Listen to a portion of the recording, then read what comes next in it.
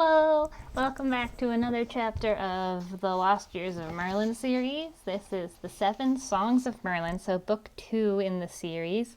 We are on chapter 25 called All the Voices. In the last chapter, they had learned the song and they were on their way, but Nimue stole Merlin's staff and ran off with it, and he had lost all hope, but Ayla, the Wind Sister, came and carried them off into the sky, so now they're floating on the wind, but without Merlin's staff. So chapter 25, All the Voices. As we lifted off from the village common, several people standing near the fountain shrieked in fright, though none shrieked as loud as poor Bumblebee. For my part, I swung my legs freely in the open air, alive with the thrill of flight. It was a thrill I had only known once before, nestled into the feathers of Trouble's back. Yet this time the feeling was even more powerful, if also more frightening. For this time I was borne aloft not by another body, but by the very wind itself. Ayla carried us swiftly higher, supporting us on a blanket of air. As the loaf-shaped buildings of Slantos melted into the fog, the golden pool of the bread fountain faded into tan, then brown, then white. Clouds swallowed us whole, leaving nothing visible beyond ourselves. I could hear the whistling of air all around, yet it wasn't too loud, for we were flying with the wind and not against it. "Ayla!" I cried. "Can you still find her in the fog?" "Patience," she replied, her airy voice springing from both above and below. The clouds thickened as we dropped lower and banked to the right. Rhea turned to me, her face showing her own growing exhilaration. We were riding, it seemed, on a cloud itself, close enough to touch each other and far enough apart to feel completely free. And, in the case of Bumblebee, completely miserable. His face, still splattered with dough, turned greener with every jostle and sway. Suddenly, just below us, a figure emerged from a gap in the fog. Nimue. She strode purposefully across the grassy plain, her long black hair falling over her shoulders. In her hand she clutched my staff. I could almost hear her clucking to herself in satisfaction. No doubt she was considering what place of honor to give my staff in her cave of treasures, or how she might find some way to turn its hidden powers to her advantage. A thin smile spread across my own face as we drew nearer, casting a trio of ghostly shadows on the ground. Sensing something, she whirled around. She shrieked, seeing me and my companions dropping right out of the sky on top of her. Before she could turn and run, I reached down and grasped the gnarled top of the staff with both hands. "Thief!" she wailed, clinging tightly to her prize. We tugged against each other, trying to twist the staff free. As Ayla bore me aloft again, Nimue herself rose off the plain, her legs kicking wildly. My back and shoulders ached from the strain, but I held on. Currents of air slapped against her, shoving her body this way and that, yet she refused to let go. We dropped a bit lower, just as a tangle of brambles came into view. Straight through it flew Nimue, the thorns tearing at her legs and ripping her robe. Still, she did not release her grip. I felt the staff slip lower in my perspiring hands. Her weight made my shoulders scream with pain. My arms were starting to feel numb. All the while, Nimue twisted and writhed, trying her best to break free. Banking hard to the left, we veered toward a pile of jagged rocks. An instant before she collided, Nimue caught sight of the approaching obstacle. With a terrified shriek, she let go at last. With a thud, she dropped to the ground, landing on her back next to the pile of rocks.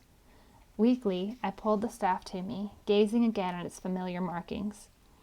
The sign of the paired hawks glistened with my own perspiration. I felt whole again, my staff and my hope both restored. As the mist thickened, I glanced down at Nimue. As she sat up, her eyes flashed angrily. She kicked her heels on the turf like an infant, waving her clenched fists in the air, cursing and crying for revenge. Smaller she grew, and smaller. An instant later she disappeared in a shroud of fog, her shouts replaced by the whistling wind. I twirled the staff in my throbbing hands. "Thank you, Ayla." "You are welcome, Empress Merlin. Ah, yes." The wind bore us higher, until the fog began to pull apart, shredding into white waves that rose and fell like the rolling sea. Ships of mists, sails billowing, lifted their prows, only to dash upon vaporous shores. The cloud waves rolled over us, soaking us with spray, churning ceaselessly. I turned to Rhea, her eyes as joyful as Nemu's had been wrathful. You were so right about her. I don't know how, but she had me, well, confused at first. I wish I had your... What did my mother call them? Berries, she said with a laugh, also called instincts. She flapped her arms in the mist, stretching them like wings. Oh, isn't this wonderful? I feel so free, like I'm the wind myself. You are the wind, Rhiannon. Ayla's wispy arms encircled us. You have all living things within yourself. That is what instincts are, the voices of those living things inside you. I watched the shredding clouds as Ayla's voice whispered in my own ear. You too have instincts, Emrys Merlin. You simply do not hear them very well. You have all the voices, old and young, male and female. Female? Me? I scoffed, tapping my sword as the air whooshed past. I'm a boy. Ah, yes, Emrys Merlin, you are a boy, and a wonderful thing that is to be. One day, perhaps, you will learn that you can also be more, that you can listen as well as speak, sow as well as reap, create as well as construct. And then you may discover that the merest trembling of a butterfly's wing can be just as powerful as a quake that moves mountains. Hardly had those words been spoken than a sudden current of air jolted us. Rhea and I rolled into each other while Bumblebee cried out, flailing his arms and legs. His bell-draped hat flew into the air and nearly sailed away before Rhea caught it. As she snatched the hat, several chunks of dough flew off, causing it to rattle noisily again. All at once we burst out of the clouds. As swiftly as hawks, we rose above their fluffy contours. Far below, Finkai revealed itself now like a tapestry unfurling, full of dazzling colors and intricate patterns. There lay the dark hills, swathed in shadows, and flowing ridges broken only by the occasional cluster of trees or jumble of rocks. There ran the red and maroon gorge of Eagle's Canyon, winding away to the south. And there, dappled with sun, stretched the rolling sweep of the rusted plains. I leaned forward, stretching myself prone on the carpet of wind.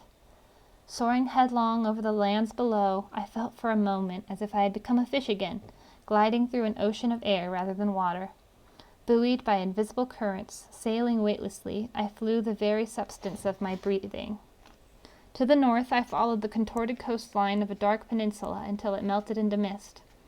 Twisting rivers sparkled below as hills started swelling beneath us. Dimly, beyond the hills, I glimpsed the grim profile of the Lake of the Face. An icy finger ran down my spine as I recalled the image I had seen in those dark waters, the image of Balor's deadly eye. Then, above the whooshing wind, I heard a faint rumbling. It came from somewhere in the snowy mountains ahead, whose crested summits gleamed in the late afternoon light. The rumbling grew louder and louder, rolling like avalanches down the slopes. It seemed that thunder itself must be a part of this land. And indeed it was, for we had arrived in the land of the giants.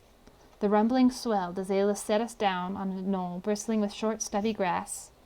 Rising out of a steeply sloping, rocky ridge, the knoll was one of the few patches of green around.